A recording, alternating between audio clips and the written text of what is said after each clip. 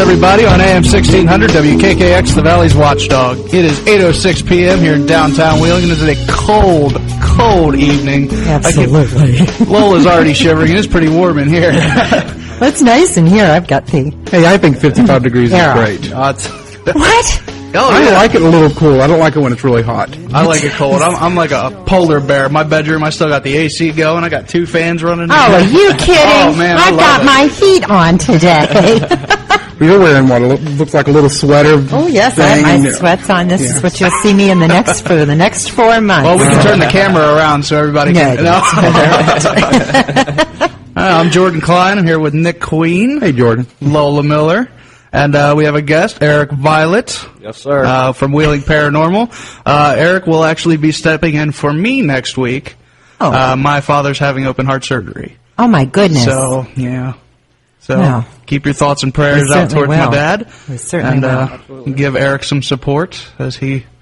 Yeah, I'm going to let him fly on his own here. Good luck, Eric. As he babysits Nick. Yeah, I do need some support at times. So... Well, you want to go ahead and bring our guest on, Jordan? Yes. Today, our guest, all the way from Dublin, Ireland, Patrick Heron, was born in Dublin about 1952. He became interested in Bible prophecy concerning the end times around 96. In 97, his first book, Apocalypse Soon, was published and became a bestseller in Ireland. Then he followed up with Apocalypse 2000. Patrick's latest book, The Nephilim and the Pyramid of the Apocalypse, he believes is the first ever book proving overwhelmingly who built the pyramids and why. Patrick has a bachelor and a master's in business studies from Trinity College, Dublin, and a bachelor in theology degree in the College of Biblical Research from Rome City, Indiana. Patrick is not associated with any particular church or denomination. Patrick Heron, you with us? I certainly am. Nice to speak to you, Jordan and Nick. Nice to speak with you too. Glad you can call in. Well, it's about Absolutely. Looking forward to it. It's about 2 a.m. where you're at right now, right? It's 10 after 1. 10 after 1, okay. 5 hours ahead of you guys on the East Coast. Okay. Oh, wow. Well, thank you for staying up late with us tonight. Not at all. I'm delighted to do so. And greetings to all your listeners from the Emerald Isle. Thank you so much. What's your weather like there? I'm just curious. It's got quite cold today. We've had lousy, an absolutely horrible summer. In last March, we had 2 weeks, and it was like the middle of July. May and June weren't too bad, and then sort of July and August, we just had rain. And we had the same thing last year. There's been a definite change in the weather patterns over here, as there has in the United States and all over the world. Definitely, whatever is going on, there's something going on. Oh, yeah. Just, normally in the summer over here, you might get showers, and, when you get a nice soft summer shower over here, an Irish shower is a bit like a poem. But what we've been having these last couple of years, last summer was the same, was like monsoons. So things are very, very upside down. I bet it's still beautiful there. I love Ireland. I'm so obsessed. Here's a question for you. How's the economy doing over there? Because here, not so well. We were one of the richest countries in the world until about a year ago, and we've gone from something like a $5 billion surplus last year to a $7 billion deficit in 12 months. Is your leaders related to George Bush by any chance? Well, the whole thing is global.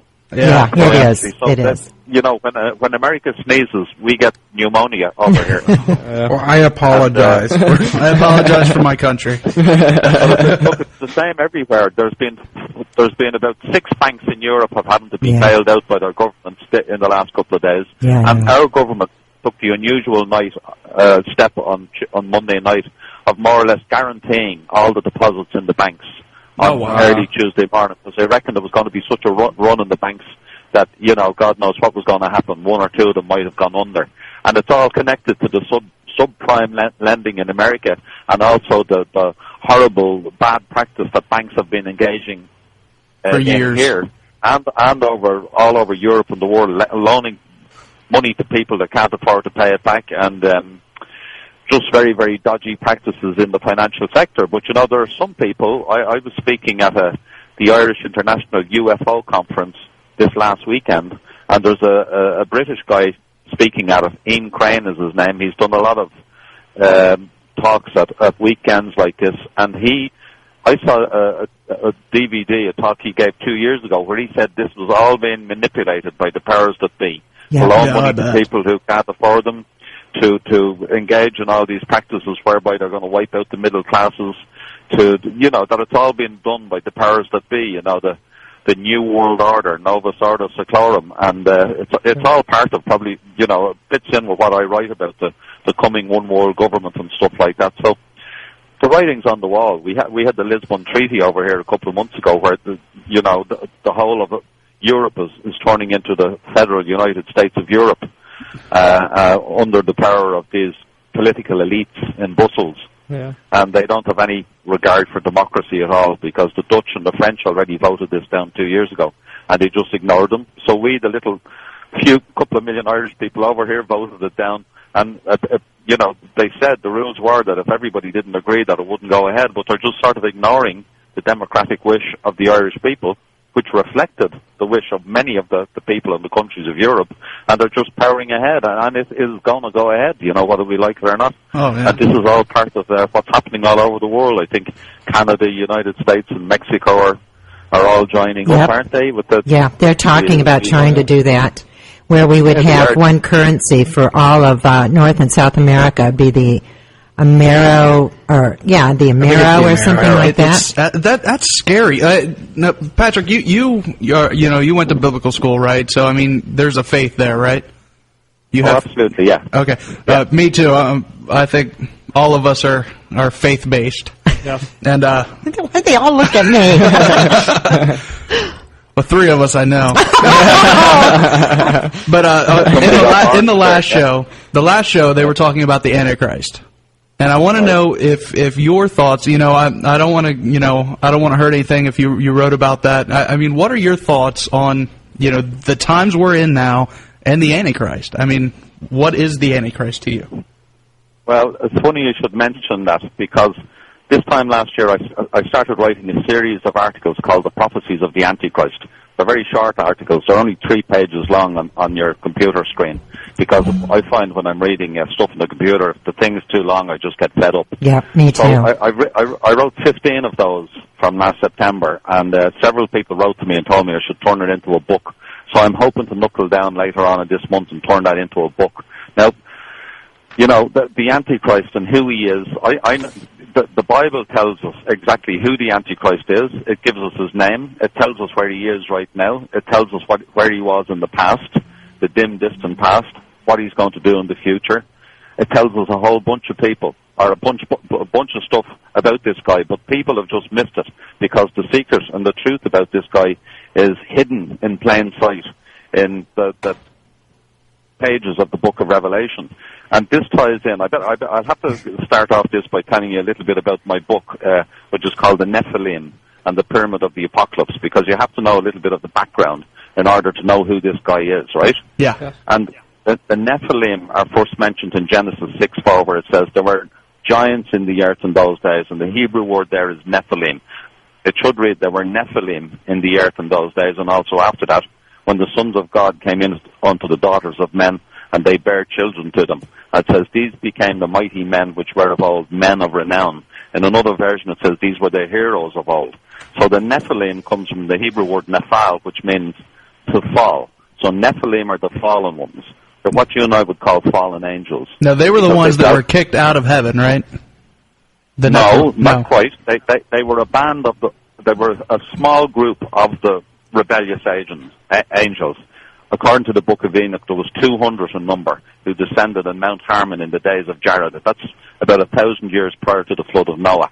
And they manifested on the earth as gods. That's with a small g. Very supernatural, super powerful beings, probably very attractive looking, irresistible to the women. And they mated with the human women. And the women gave birth to offspring. And these offspring were the giants of the Old Testament. So the Nephilim are the fallen ones because they fell from heaven. They fell from grace and fell to earth.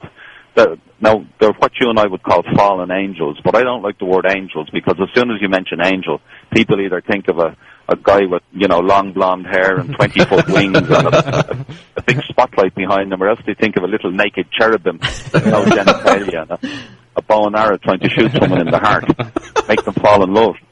But when you go and study the appearance of angels, in fact, a better translation of the word would be messengers or agents. And when you go and see where these guys turned up throughout the whole of Scripture, they always appear as men. They're described as men. They're referred to as men. They wear clothes. They've been mistaken as men. They eat, they drink, and apparently they could have sexual relations with women. So these guys came and fell to earth, had sex with women, and produced these offspring. And they were knocking around for about 1,000 years. And by the end of the 1,000 years, they'd infected and affected the DNA of almost everybody in the whole world, which could have been 20, 30 million people at that time. Oh, wow. The only people that weren't affected were Noah and his family. Now, and it says in Genesis, yeah? I'm sorry, I didn't mean to interrupt, but I have a question. You're saying that the gods themselves, or the gods, they're masquerading as gods, I'm guessing, are having sexual relations with women. Now, I know studying mythology that Zeus, I mean, almost all the gods in the Greek mythology, almost in all the different mythologies, there's constant stories about them coming and mating with women. Now, is there some connection, perhaps, between what happened with the Nephilim and into this mythology that got carried on, do you think? You exactly hit the nail on the head. Good job, Nick. The Greek and Roman mythology is all about these guys. That's where it talks about the gods came down from heaven. They lived in Mount Olympus in Delphi. Zeus came down. He took alchemy into wife, a mortal woman. She almost died giving birth to Hercules. That's where all this stuff comes from, and that's who these guys were. And you see, that accounts, like one of the central themes from my book is the Great Pyramid of Giza and what it means and what it signifies, because it's a prophetic monument. It has to do with something at the end of the book of Revelation, which I'll go into later. But there's loads and loads of monuments all over the world that there's no accounting for, right? That, you know, like the Great Pyramid of Giza, for instance, we could not build that today with all the money we have, all the technology we have, the machinery. We couldn't do it. Mm-hmm. Yet we're asked to believe that, you know, primitive man, or ancient Egyptians, if you like, wandering in the desert dressed in animal skins, were able to erect this huge pyramid, yet they hadn't figured out how to invent the wheel. No, it's ridiculous. That's a bit like saying if you give a screwdriver to a chimpanzee, he's going to make a television set for you. You know? Well, that's why when you see, that's kind of like the tribes of Africa. You know how, like, 2,000 years ago, they're pretty much the same as they are now, but when you think of, like, the ancient Romans, how evolved their whole system, their culture, you know, their buildings, how they evolved so much farther, you know, do you think that the Nephilim had some kind of involvement in that? Oh, they absolutely did have had involvement with it. Let me give you a couple of facts and figures about the Great Pyramid real quick. It was originally finished in a polished white limestone, and its pyramidion apparently was made of gold. So it would have been white, smooth, iridescent, gleaming in the sun of the desert some 5,500 years ago. Each side of the Great Pyramid is an equilateral triangle, which faces exactly to the true north, south, east, and west. The length of each side of the base of the Great Pyramid in cubits is 365.2422 cubits, which happens to be the exact length of a solar year, including the fraction for the leap year. The angle of the slope rises at 10 to 9. That is, for every 10 feet you go up the side, you rise in altitude by 9 feet. And if you multiply the height of the Great Pyramid by 10 to the power of 9, you get 91,840,000, the distance from the Earth to the Sun in miles. It's situated almost in the exact dead center of the world, halfway between the northern tip of Norway, the southern cape of South Africa, the west coast of Mexico, and the east coast of China, and it intersects the 30th parallel, both longitude and latitude. There's enough stone in the Great Pyramid to build a 6-foot wall from Los Angeles to New York. If it was a skyscraper, it would be 42 stories high, which meant it was the highest building in the world until, you know, you guys started building skyscrapers. And listen to this. The solution to the mathematical problem of how to square the circle is incorporated within the geometry of the Great Pyramid of Egypt. Man. Yet, the people who built it hadn't figured out how to invent the wheel. That's why when you see documentaries about the Great Pyramid, they're always dragging these huge stones along the ground, which is total rubbish. So there's something else going on, right? Yeah. Just to jump ahead very fast, to tie in with what does it mean. If you get in order to figure out, because there's a prophecy in Isaiah 19:19, a very enigmatic prophecy, which says, in that day. And when it talks about that day, it's always talking about the last days or the end times or the day of wrath, the day of tribulation. It says, in that day shall there be a pillar in the midst or the middle of the land of Egypt, and an altar at the border thereof, and it shall be for a sign and for a witness unto the Lord of hosts in that day. So it says there's going to be a pillar on the border of Egypt and in the middle at the same time. Now, how can something be on the border and in the middle? But if you go back and look at ancient history, Egypt was divided in two. There was Upper Egypt and Lower Egypt, and the border that ran through the middle, just where the Nile breaks up into the delta that goes out into the Mediterranean. And the only thing that's on that border and is in the middle of Egypt is the Great Pyramid of Giza. So it says that this altar and pillar would be a sign and a witness unto something, unto God in the last days. So what is it a sign of, and what is it a witness to? And in order to figure that out, we jump up to John chapter 14, where Jesus said, in my Father's house are many mansions. I go to prepare a place for you. And if I go and prepare a place for you, I will come again and take you unto myself, that where I am, there you may be also. Then we go up to Corinthians 5, where Paul says we have an eternal house in heaven whose architect was God and it was not made by human hands. Then you go to Hebrews, and there's 3 or 4 references. It says Abraham looked for a city in heaven whose builder and maker was God. Then in another place it talks about you've come to the heavenly city, the New Jerusalem, Mount Zion, the city of the living God. There's a few other references to it in the book of Revelation. And at the end of the book of Revelation, in the second last chapter, it talks about a new heaven and a new earth, which is to come in the future, after the apocalypse is finished with, and the millennial reign of Christ is done away with. And it talks about a new city and a new earth. And it describes this city, the New Jerusalem, coming down out of heaven and descending onto this new earth. And it describes this future city in great detail. It tells us all the different stones it's made out of. It gives us the thickness of the walls. It says it's got 12 gates made out of a single pearl each. The river of life flows out from it. There's no light there because the light is provided by the Lamb and by God. And at the end of this detailed description, we're given the dimensions of this future city. And we're told its length and its breadth and its height is the same. Mm-hmm. That is a pyramid in shape. So there's a direct connection between the Great Pyramid of Giza, built some 3,500 years BC, and this future pyramid city, the New Jerusalem. If you like, the Great Pyramid of Giza is pointing into the future at this future pyramid city, and this future pyramid city is pointing back at the Great Pyramid of Giza. That's why it said that this altar and pillar would be a sign and a witness unto God in the last days, and that's the connection. The only difference is that I believe that these fallen angels, Lucifer, Satan, and his fellow fallen angels, they always copy or imitate or ape what the true God does. Mm-hmm. So when these guys fell to earth, they came from this place called heaven, where Jesus is now, sitting on the right hand of God, and all these other angels are there, and 24 elders sitting on 24 thrones. We don't know who those guys are. When they fell from earth, they built this incredible pyramid with its polished white limestone, its gold pyramidion in the middle of the world, shining and gleaming in the sun. But they built this as an earthly representation of the celestial city that they had come from. But they built it as a monument to their own pride, their own ego, their own hubris. So I believe the Great Pyramid of Giza, as I say, is an earthly imitation and a pale imitation of the Mount Zion, the city of God, where God lives now with his Son on his right hand, all these myriads of angels and these other people up there, and where he is now preparing a place for us. He's up there now with his sleeves rolled up, he's mixing cement, he's getting the place ready for a visitation.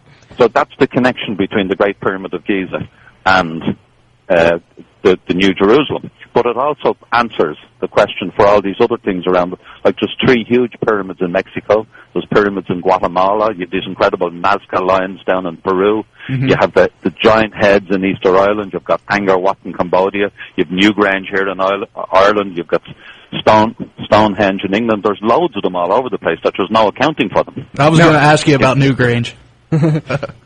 Now, it'd be interesting. Oh, go ahead. I'm sorry. Thing, very quickly about Newgrange. It's a passage tomb. It's about 3 or 4 acres big. Uh-huh. There's a little passage. You've got to bend down to go into it. And on one day of the year, when the sun rises, because of the angle it rises on this one day of the year, it illuminates the inner chamber. And it's the only one day that happens in the year, and that's the winter solstice, 21st of December every year. Oh, wow. And interestingly, you've got the Mayan calendar, the incredible stone Mayan calendar over there in South America that experts say is the most accurate calendar in the world, and it stops on the 21st of December 2012. Now, what exactly do you think that means? I mean, I've heard people say that that's the end of the world. Some people say that that's the beginning of the new world. What exactly do you think that means for us? I haven't a clue. I don't know what it means.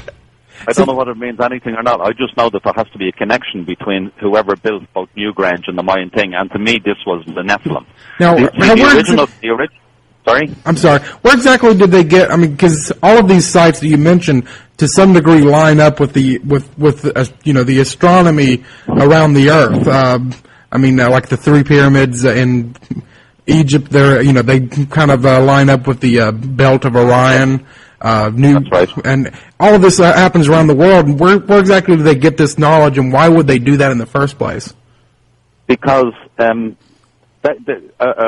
one of the names for the angels in the Bible, in the Old Testament and in the Book of Revelation, they're called the stars of heaven, and they're called the host of heaven.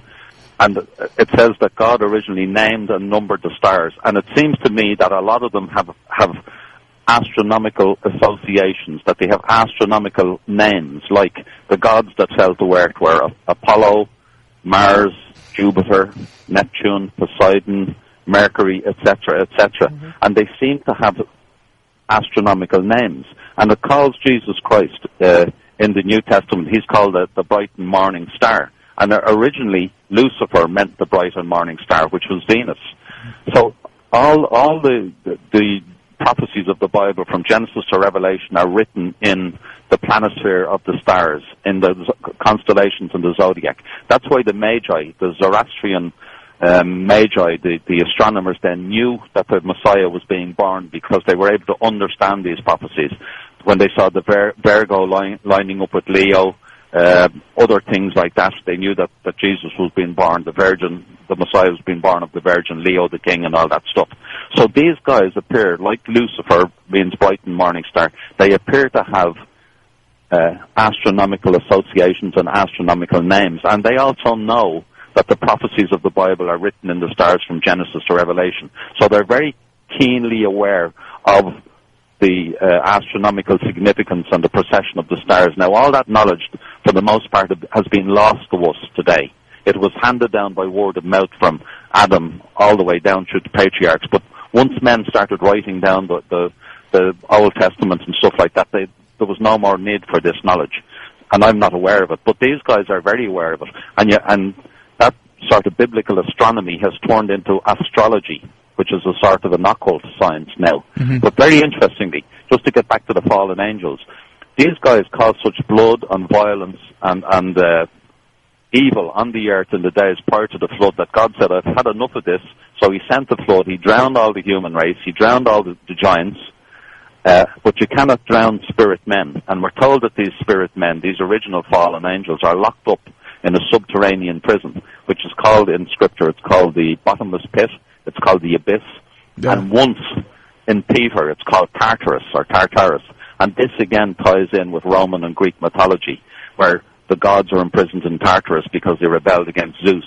And it ties in with the abode of the dead and the underworld of Egyptian mythology, the Egyptian Book of the Dead, the pyramid texts.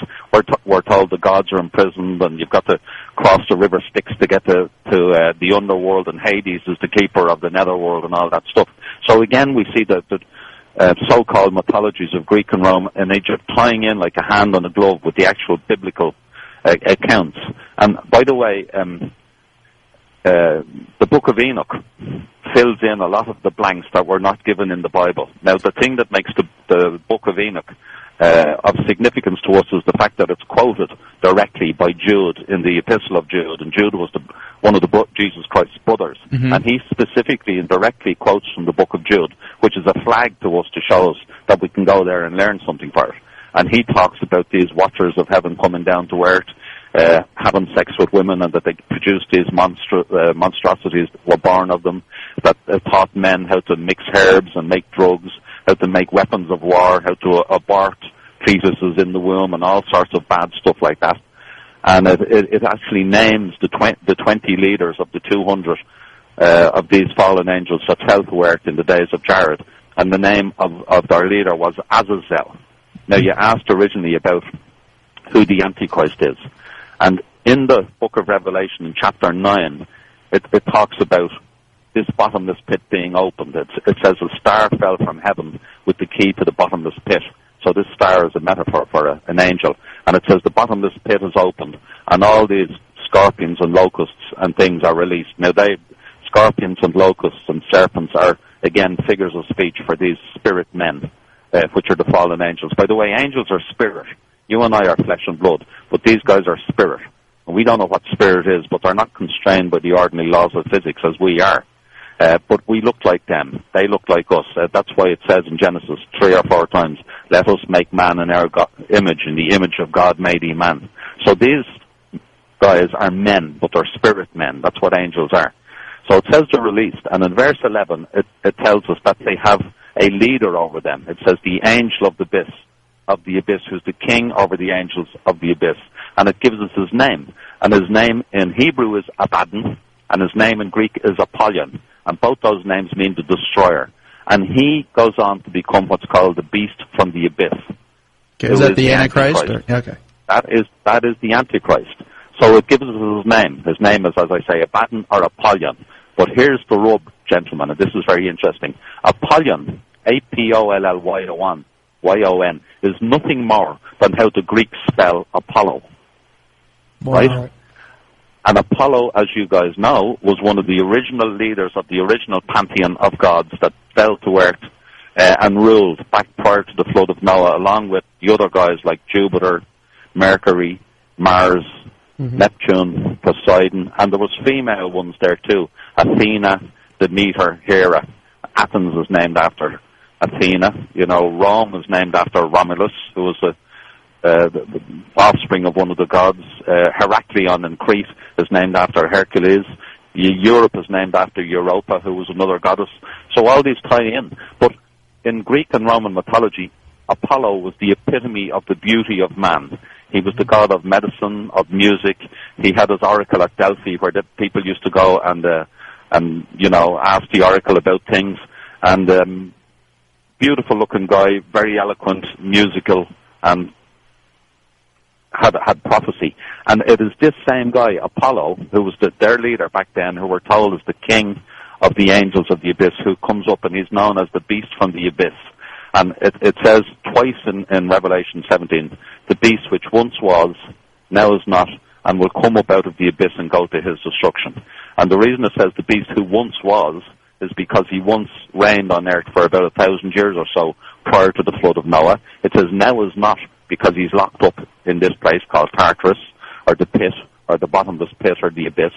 And it says, but will come up out of the abyss and go to his destruction. And that doesn't mean that he gets destroyed. It means he goes out and he destroys the world. Because by the end of the apocalypse, so by the end of the 7 years or the 3.5 years, however long it is, about half the population are going to be dead under the rulership of this future political leader. And that's exactly who it tells. It names him. He's written right there. So, you know, the Antichrist is not Barack Obama. It's not John McCain. It's not Sarah Palin, right? It's not Hitler. It's not Stalin. It's not some rich Saudi prince, you know, who's worth billions and can speak 12 languages and lives over in Jordan or somewhere. He's named in Revelation chapter 9, verse 11. You can go and read it. And it's when these guys arrive on the earth again, they're going to arrive again as gods, because he's called the Antichrist. Antichrist has two meanings. One, it means against Christ, but the other meaning is in the stead of Christ. So he's going to be in the stead of the Messiah. And I think when he comes on the earth with the rest of the guys out of the bottomless pit, he's going to present himself as a god, as the true Messiah. Because remember, the Jews are still waiting for the Messiah to come the first time. They don't believe Jesus Christ was the true Messiah. And also, interestingly enough, the Muslims are waiting for their Messiah to come. He's called the 12th Imam, or the Mahdi. And we're told that several hundred years ago, as about a 14-year-old boy, the Mahdi went and hid himself in a well somewhere down in the ground. And he's going to come out this hole in the ground again and lead Islam in a series of victorious battles over their enemy and establish Islam as the world religion. And he is going to have as his lieutenant, wait for it, Jesus Christ. Now, interestingly enough, there's two men who are going to rise up in the days of the apocalypse, the Antichrist and his right-hand man called the false prophet. And I have a funny feeling that the Antichrist is going to come. He's going to be acceptable to the Jews as the true Messiah. He'll be acceptable to all of what I call Christendom, which is all the, couple of billion people in the world who say they're Christians, but they haven't a clue about who Jesus Christ is, which is about 1 billion Catholics for a start. I used to be one of those. Amen. Right? Amen. And then this false prophet, this right-hand guy, he may very well come along and present himself as the Mahdi, so he'll be able to appease the Muslims. So you've the Messiah, the Antichrist, coming in the stead of the Messiah who will appease Christendom and the Jews, and the Mahdi who will appease Muslims. And they'll bring in a world peace, which will be a world peace for a certain amount of time. And then, but the last half of the apocalypse is where the guacamole hits the fan, and that's where all the things start to go bad, So that's who the Antichrist is. And there's not a lot of people know that. No, I think it's funny, like you were talking about Apollo being the god of music, and then Lucifer, when he was in heaven, wasn't he the choir director in heaven? I don't know. Was he? I believe he was the one that led the praises to God, if I remember correctly. Yeah, my dad's a preacher, and that's what he always told me, that Satan was the choir director, of the heaven's angels before he fell. Well, I heard somebody saying that the devil has all the best tunes. I mean, to some degree, if you look at Satan himself coming down and corrupting, you take something that's beautiful and you corrupt it into something that's, that's ugly or something, to some degree. And I've always heard that he takes something that's beautiful like music and and music itself at times gets to be this obscene. Marilyn Manson. Yeah, Marilyn Manson would be a good question thing for that. Now, Patrick, how can people find out more about you? I know you have your website. I believe it's NephilimApocalypse.com. Is that correct? Well, it is, but I've got a much simpler one also. Oh, okay, well, that's much better. neph.ie. Okay. NEPH, which is the short for Nephilim. Nephilim is NEPHILIM. This is NEPH.ie. So on there, I've written 3 books. I've got 3 DVDs. In fact, the talk I gave at the weekend at the UFO conference, I gave the same one at the International UFO Conference in Laughlin, Nevada last February, March. And it's called The Return of the Nephilim. Because just as these guys are going to come out of the bottomless pit in the coming apocalypse, around the same time, according to Revelation chapter 12, there's going to be a war in heaven. And it says Michael and his angels fight against the dragon and his angels. And it says their place is found no more in heaven, and they are cast down to the earth. And this didn't happen thousands of years ago. This is still future, because the next verse says that day and night, the dragon, which is, again, a figure of speech for the serpent, who is the devil and Satan, it says day and night he appears before the throne of God, accusing the brethren. He's up there day and night saying, hey, look at that Jordan guy down there. He went out and had a few beers last night. He stays a busy guy. And a row with his wife. He kicked the cat. He's a bad guy. Oh, Jordan. I'm horrible. And then he's saying, that Paddy Heron guy down there, he had 4 pints of Guinness, last night. Well, Patrick, I don't know if you, this may sound really ignorant, but there was a show on BBC called Hex.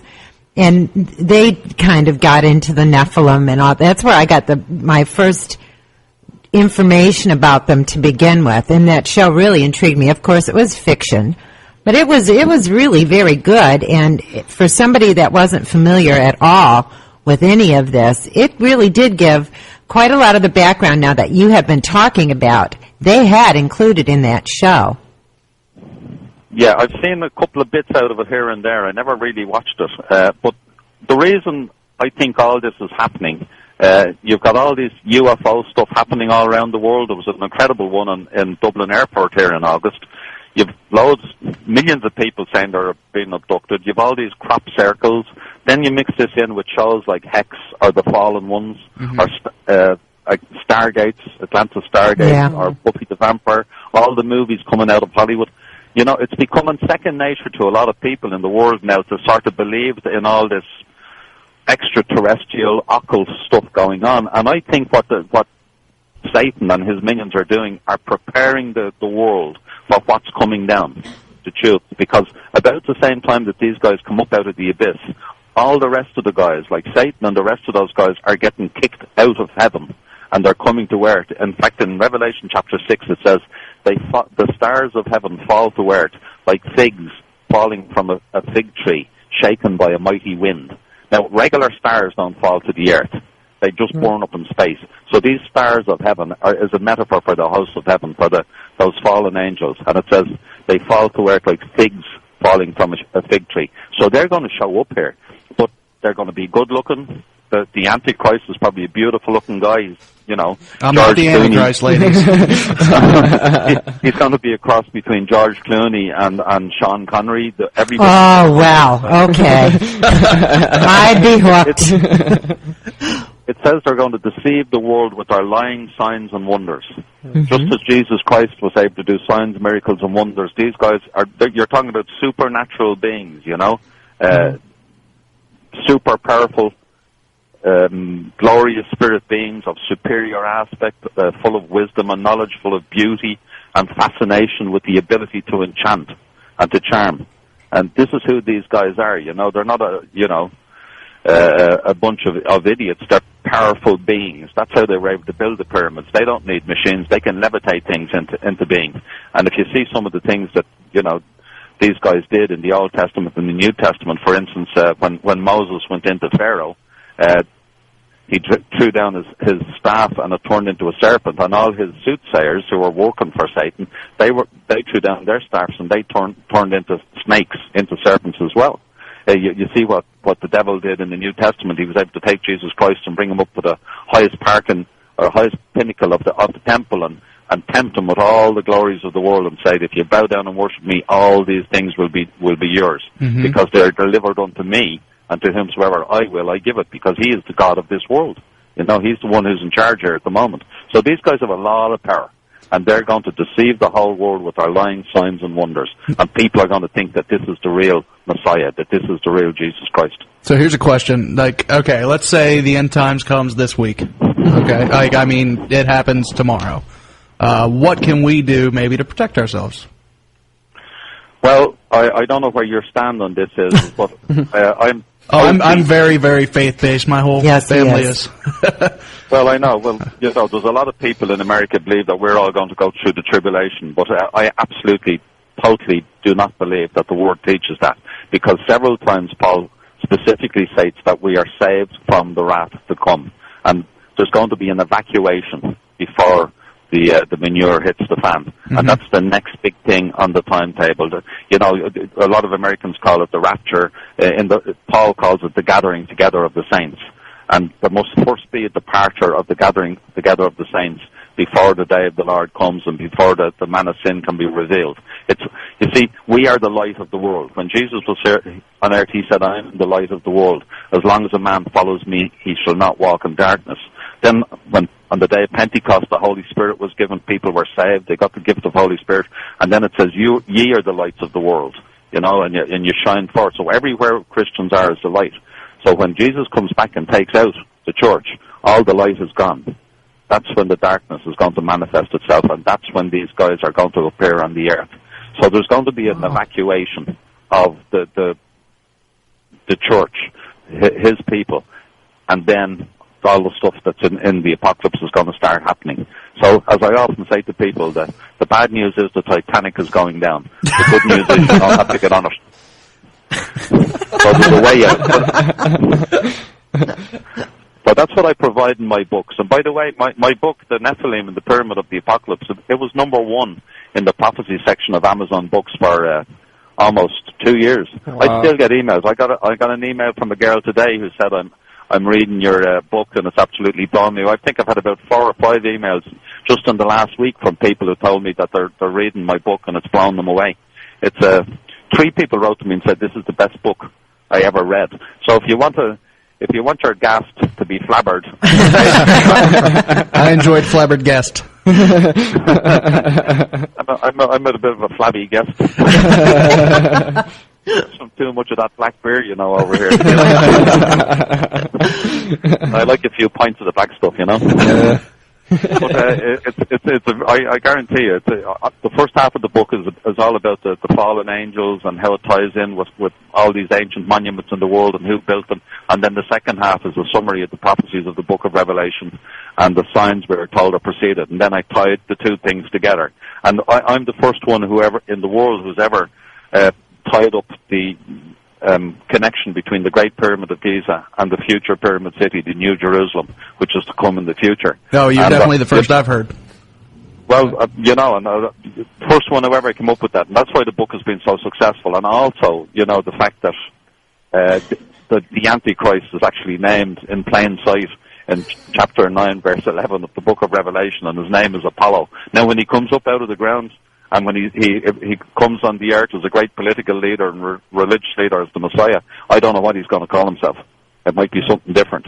In the book of Enoch, he's called Azazel. Very bad. But and I think it's him himself. I mean, when I wrote the book, I speculated that he might possess a human being. But when I look at the Greek words in the book of Revelation about him, it says, when the people behold the Antichrist, they say, who can make, or the beast, they say, who can make war with the beast? And if you look at the Greek word for behold, it's like to look on them with their eyes. It's them themselves, just as they appeared on the earth some 1,000 years prior to the flood of Noah and beguiled the women folk of that time with their beauty and their fascination and their power as gods with a small g. So they're going to appear again. And, it's going to be a scary time. And it's very close, by the way, I think. Very, very, very close. No, I agree. We are closer. Oh, sorry, go ahead. Closer all the time. We are going to be linking your books, if we haven't already, to our website. Did so. Okay. We got your books lined up so where people go to our website and they can get them directly from it. It'll link right to your Amazon site. And at the same time, if you go to nef.ie, they're right on the front page of Patrick's site. So. And I'll tell you what you do, guys. One of you, Nick, send me an email with your address on it, and I'll send you guys over a couple of books as a gift. Oh, great. Thank you. Ooh. You have is it an 800 number to where you can get the books quicker than Amazon? Is that true? No, that's sort of gone now. That was with my last publisher. But people can get it in Barnes & Noble, and in places like that. It's my book, the rights were bought by one of the top 10 publishers in the United States, and they've had it in the bookshops for the last year or so. So the cheapest place to buy it on Amazon, or if you want a signed copy, you can write to me and buy it on my website. If people like DVDs, I've got that DVD called The Return of the Nephilim, and it's pretty good. I've got a great PowerPoint on it with about 50 color pictures and video clips that Grizzly Adams did for me, because Grizzly Adams Productions, they made a TV special based on my books. Oh, wow. Called and the End Times, and I'm in it. I appear in there, and you can get that in Barnes & Noble and Walmart and other places too. So that The Return of the Nephilim is pretty good, and I crack a few jokes on that, and it's because it's a UFO crowd, so I'm a little bit bawdy in that, but as long as you're not, insulted too easily, you'll probably get a good laugh out of that. So I'll send you guys over a copy of that. You'll get a good joke, a good laugh out of it. Well, that's good. We really, really enjoyed this. We thank you very much, and we hope that maybe we can have you on again. If you're really well, if I write this other book, gentlemen, I'll definitely come on again, because I'll be promoting it probably early next year. Hopefully, all things going well. You guys are in West Virginia, is that correct? Yes, correct. Okay, I drove through there a couple of years ago. I stayed near Roanoke for a while. No, that's Virginia. We're in West Virginia. Yeah, it's two different states, but it's a couple hours from here. Yeah. Oh yeah. Well, is the Rehoboth Beach? Is that down? That's Delaware. Oh, that's Delaware, isn't it? Yeah. The United States is confused, and we get lost. We get confused too. Don't worry. Gentlemen, I hitchhiked from California to Pennsylvania back in 1974. Wow. Where in Pennsylvania? I was hanging out in a place called Jim Thorpe, which is near the Lehighton, in the Lehigh Valley. Oh, that's eastern Pennsylvania. You See, went we're all- you went western all the way. Pennsylvania. He probably Yeah, would have you went did. through here though, because if you Yeah, you may Interstate have. 70 goes straight in National there. Road. Yeah. Yep. Interstate 70, you came right through Wheeling. I stayed in the Underbush Motel. We've got several of those. We've got a lot of those. I literally did stay under the bush a few times. I don't know if I'd recommend you hitchhiking again from California. It's a scary world now. Yeah. I will be. If I do that trip again, it'll be in a trailer. Don't worry. Well, Patrick, thank you very much for calling us, and we'll definitely keep in contact, sir. Thank you very much, gentlemen and lady. What's the lady? Lola. My name is Lola. Lola. Yes. Beautiful name. The Kinks wrote a song about you, didn't they? Yeah, okay. Now you're skating on thin ice here. Okay, gentlemen. God bless. Thanks, and great to talk to you. Have a good God night, bless sir. And good night to all your listeners. Bye-bye. Bye-bye. Oh, my. Loved it. Yeah, that was very, very interesting. That was awesome. Yeah, I'm like speechless. There was too much information. I feel like I learned something. I feel like I went to church and made a friend. Aww. He would be so much fun. Just like Todd and I were talking about how you kind of get stoned to, talk about some of these things. He'd be a riot. Just sit around, have a couple beers with. You'd have to have a Guinness, so. Well, yeah, but we could provide that. We could provide that. We'll have to get him a plane ticket. No, we need tickets there. Oh, that's a good. Yeah, we'll do a remote. Going back to no books, tickets. Road trip. I think it's not a road trip. You got to get in a canoe and start paddling. Oh, that was really. But I was kind of familiar with some of that stuff, right. And. No, it was good. Like, I've heard of the Nephilim before. Mm-hmm. I wasn't too aware of what they were. I knew I was involved in demons. I think Goliath, the story of David and Goliath. Goliath was supposedly descendant or offspring of a Nephilim, right. But the way he tied it together, all the way into like the pyramids, and then I came into it really skeptical, and I'm like, wow, I believe everything you just said. Now I believe in Roman mythology too. Yeah, I mean it's really hard. It's really hard to argue anything that he brought up because he has it all covered. Like everything he came up with was covered. Oh yeah. Well, what's amazing too is though. Any of these old stories, whether it's the Roman gods or the Greek gods or Christian beliefs, they're all so similar because sometime, somewhere, one single story had to have started it. Right. There's always talk of the Moses kind of character with the baby in the river and being rescued and things like that. And it flows all through, whether it's, South American folklore or ancient Mesopotamian folklore even goes back to Joseph the same Campbell stories like that. Yeah, Joseph Campbell talked about that to some degree. He talked about something called the archetypes. He said that there was a limited number of stories. You have the story of like the hero's quest or different romance stories and stuff, and that would explain that you could look at that template and every story. Yeah. There's modifications here and there, but you can see the hero's quest in like Star Wars, and what he explained, and he went in through and showed in ancient stories all the way up to, in using Star Wars, he goes and there's a calling, and there's he rejects it, but then he's called back because of an event, and he showed how that would work throughout every culture, and that's there he says it's in our genes to some degree. It's in our. It does well in our movies too. Well, the genetic memory. Exactly. Yeah. Like the Jungian kind of, images. Jungian, yeah. I just showed my philosophy teacher from a long time ago is listening, and I'm going to get yelled at. Yes, you will. That was Jordan who said that. Stop blaming Jordan. You heard Patrick say that Satan's up there right now. I mean, why can't we add that to him? That's really cruel. He said Carl Jung's name wrong. Well, there is one thing I wanted to ask him. I'm reading a book now. It's called The Jericho Pact, and it's it's kind of like a prelim to World War III. But it goes back to a codex that supposedly was passed down from Abraham. And, well, actually, God gave, I think, Abraham these codexes that have incredible, like, powers to them or something. But, some of the history in this I didn't quite get. But I was going to, if we had had a lot more time, have brought that up because, it goes back to the time that he was talking, and these things are actually small pyramids. And individually they're powerful, but you put all three together and it's apocalyptic. And, and so I just... That'd be something you could probably email him. He says he reads his emails.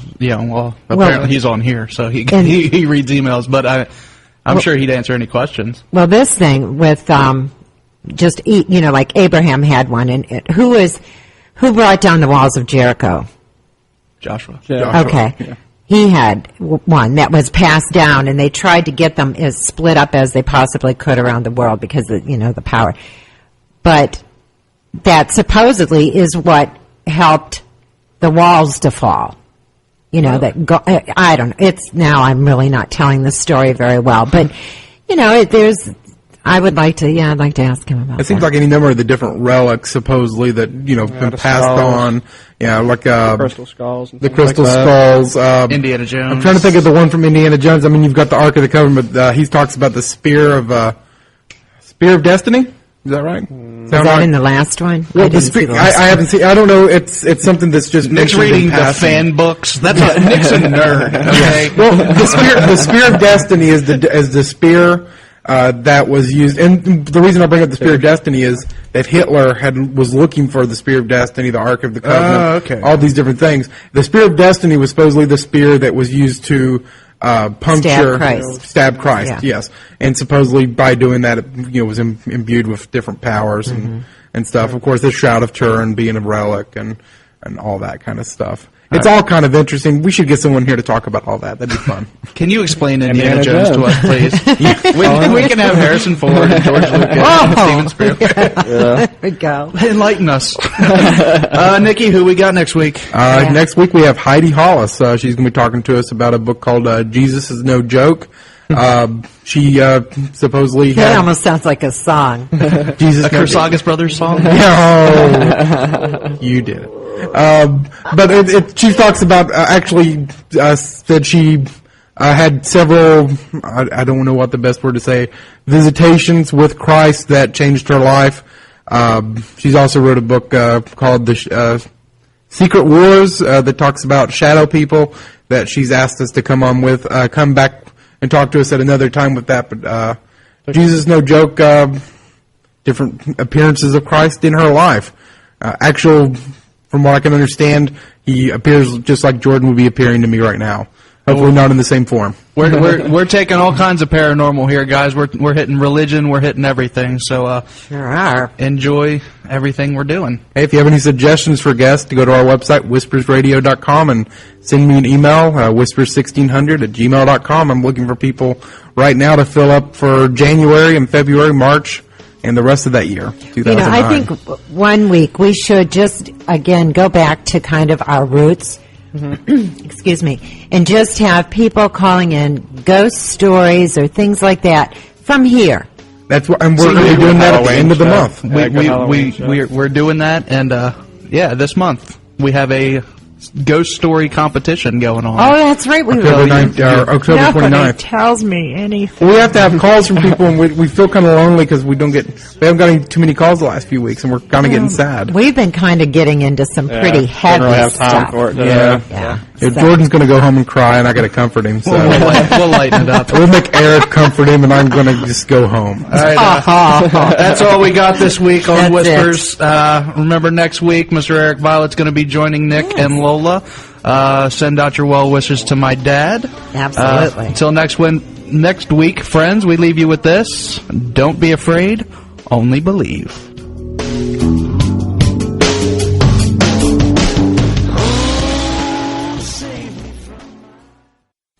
Whispers is brought to you by the Toy and Plastic Brick Museum in Bel Air, Ohio. Attention kids of all ages from 1 to 101. Want to see Darth Vader and R2-D2? What about Spider-Man? Or how about a pirate that's traveled the 7 seas, or a NASA-trained and certified astronaut? Kobe Bryant and Dirk Nowitzki are there too. And where can you see all this and more? At the Toy and Plastic Brick Museum on Noble Street in the all-American town of Bel Air, Ohio. Dan Brown and the folks at the Toy and Plastic Brick Museum are now listed in the Guinness Book of World Records, last year for the largest Lego image ever, and this year for the world's largest castle made entirely of Lego building blocks. Located at 4597 Noble Street in Bel Air, Ohio, in the old Gravel Hill School, the museum is open Wednesday through Sunday from 12 to 5 p.m. and Saturday from 10 a.m. to 7 p.m. And there's entertainment daily. A band made entirely of Lego blocks, the Lego 3, perform for everyone. School groups and kids clubs want to take a road trip? Give them a call at 740-671-8890 for group rates. So, for 36,000 square feet of Lego fun, head over to the all-American town of Bel Air, Ohio, and visit the Toy and Plastic Brick Museum at 4597 Noble Street. Oh, and while you're there, don't forget the new space room's open now, too. Copyrighted images created under license by Lego Group.